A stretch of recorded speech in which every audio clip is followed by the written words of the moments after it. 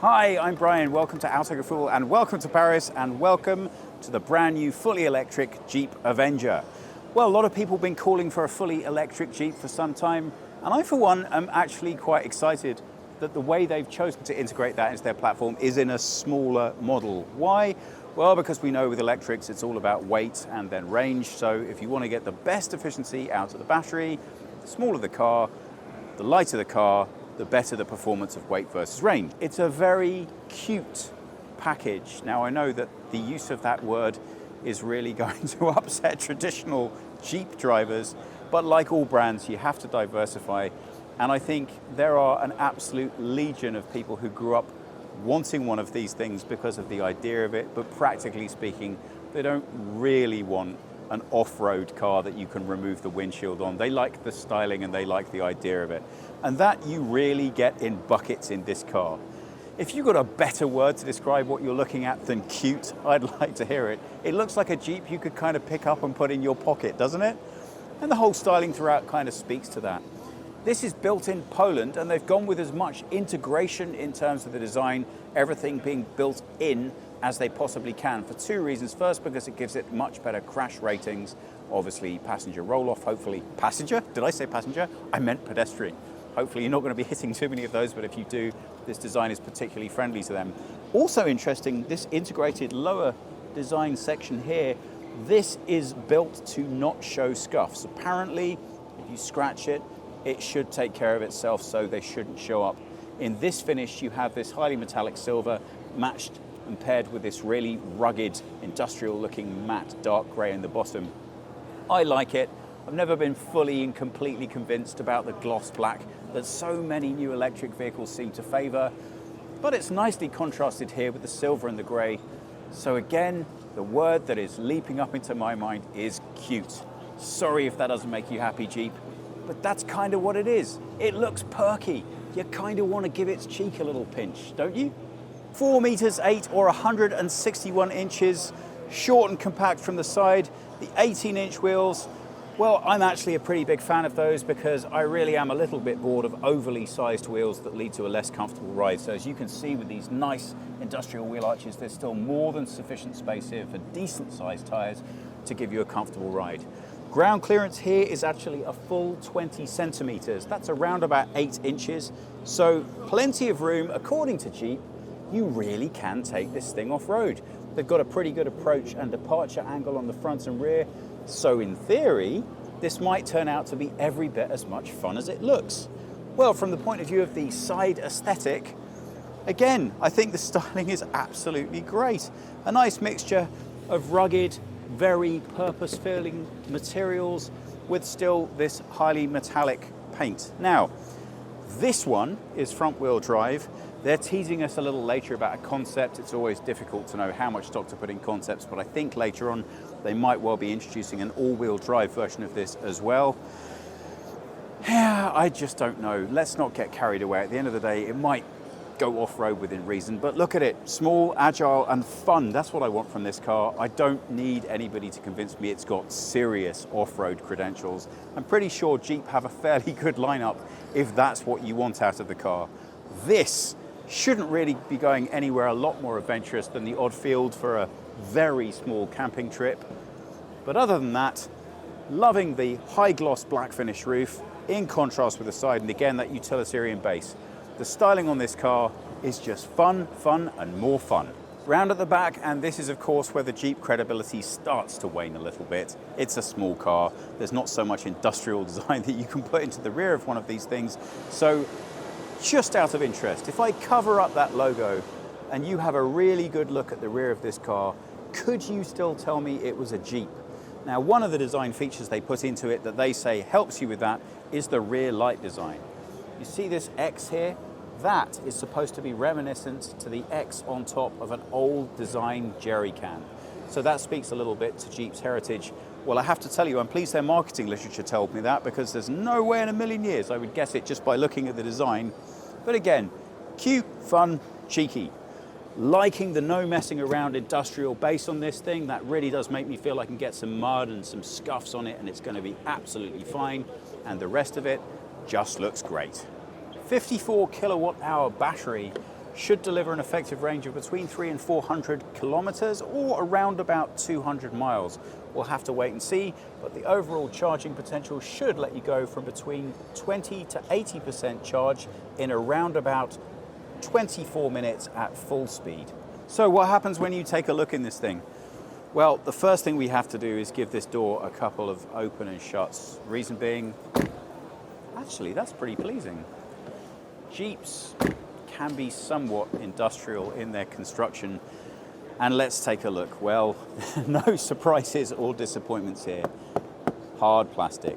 But if there's one place I really enjoy seeing that, truthfully, in a car, it is in a Jeep, because every time I look at one, even this one, I'm thinking about climbing into it, covered from head to toe in mud. So I want to be able to clean it really easily. So this approach, I'm a fan of.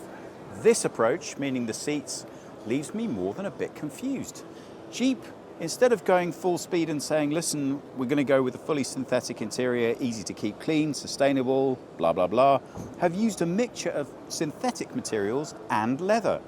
I'm more than a bit mystified as to why they've done this. It would have made much more sense to have jumped one way or the other. I guess by using synthetic instead of leather throughout, they keep the price down. I'm also willing to bet that the synthetic material is easy to keep clean, but I'm also willing to bet that their test subjects have said they just don't like the way that their synthetic material works. Now, synthetics get better day to day, but you do have to spend a bit of money if you want to get ones that feel nice. So that is the overall idea I have as to why we've ended up with a slightly confusing approach to the seats. They look pretty basic. There's nothing really to get that excited about except for the ubiquitous Jeep branding. It's very industrial and basic. These hard materials run right throughout the interior of this cabin, but it is kind of exactly what I would want from a Jeep Avenger. No frills, no bells, no whistles. And thank goodness I still have plenty of actual buttons to push here, and the steering wheel still feels very much like a Jeep. The displays can go from 7-inch to 10.25 depending on how much money you want to splash out. Here, as you can see in the show model, obviously it's got the best equipment fitted. Slightly lower down, we've got these solid buttons, they're nicely integrated. This, I am really not a fan of. I like innovation and new ideas, but really, like, come on guys, it's basically an iPad cover, and as we all know, they don't last more than 10 minutes. But more than that, who's going in this car? I'm willing to bet you there's going to be a child sitting there. It's just not going to last 2 minutes, is it? So I applaud the innovation. I like its slightly different thinking, but realistically, that doesn't work for me at all. That said, masses of storage down here, USB-C charge port, regular USB, and plenty of space for everything else you could want to keep there. So in sum, as far as the cockpit experience of this car is concerned, I would say if you're buying this car because it's a Jeep, you're going to be happy. It's every bit as stripped back and basic and agricultural as you would expect, but with enough design and flair not to make you feel like you should be driving around a farm instead of to your local supermarket. But if you want refinement, a little modernity, and things that are just really nice and well put together, this is not for you. It really does feel like a car you should be leaping in covered in mud and not caring at all while you're just grinning and laughing your way around whatever field you've happened to find yourself in. The back doesn't bring any massively huge surprises either. The styling continues back through here, and the only question is, it's a small car, is it still practically usable? Yes, happy to say yes. The rear seats are not enormous, but once you actually adjust the headrest, there's a reasonable amount of rear headroom here for a small vehicle. I'm not the world's smallest guy. I'm 5'10" or 178 centimeters, and as you can see, I've got enough space. Now look at my legs. I have very, very, very small legs. If you're over 6 feet, you are not going to enjoy life back here. But it's a small car, and I think that's a very reasonable expectation. So, in keeping with the rest of the car, comfortable, fun, easy to keep clean, utilitarian, basic, but you're not going to care.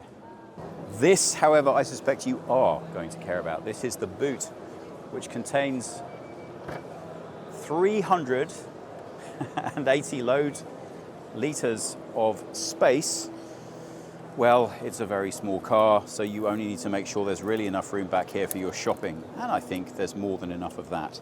given that you have to accommodate that 54 kilowatt battery, it still gives you a load depth of 67 centimeters or around about 26 inches.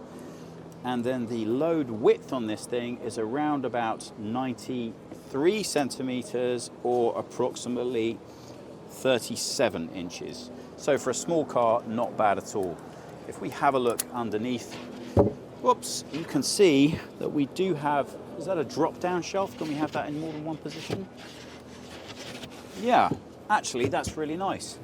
So you can increase your load space a little bit. Now, obviously, you've seen that in lots of other cars before, but it's nice to see it featured in a small car. And I also like the quality of this shelf. It feels nice and solid and not just put there as an afterthought. Can we also angle it? We can. So under that, there's even yet more storage, and I'm wondering if you could realistically fit a charge cable down there. I think it might be extremely challenging.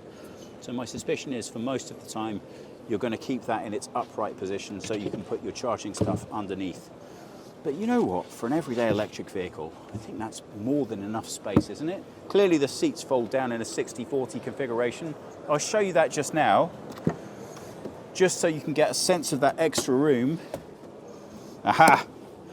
Now, I experience this in small cars a lot. You put big older children in the back, they're just the headrests, and then just when it's pouring down with rain and you need to fold down the seats, you can't because you've got to mess with that first. It's all part of small car fun, guys. You don't like it, get a bigger car. This, meanwhile, well, the seats predictably do not fold flat, so you're really going to struggle putting a bigger package back in here that takes up a significant amount of volume. But that said, you still get a pretty decent load through rate. So the absolute most I'm really going to be able to fit into this thing is probably around about 133 centimeters or 1 meter 33 or about 52 inches of depth. But are you really using this car for that? I don't think so.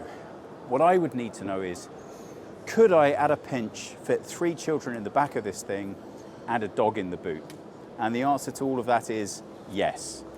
3 children might be complaining a bit. Dog's got more than enough space. Moral of the story, if you're a family dog, maybe convince your owner this is a good small car to go for. Plenty of room, take out the parcel shelf, everybody's happy.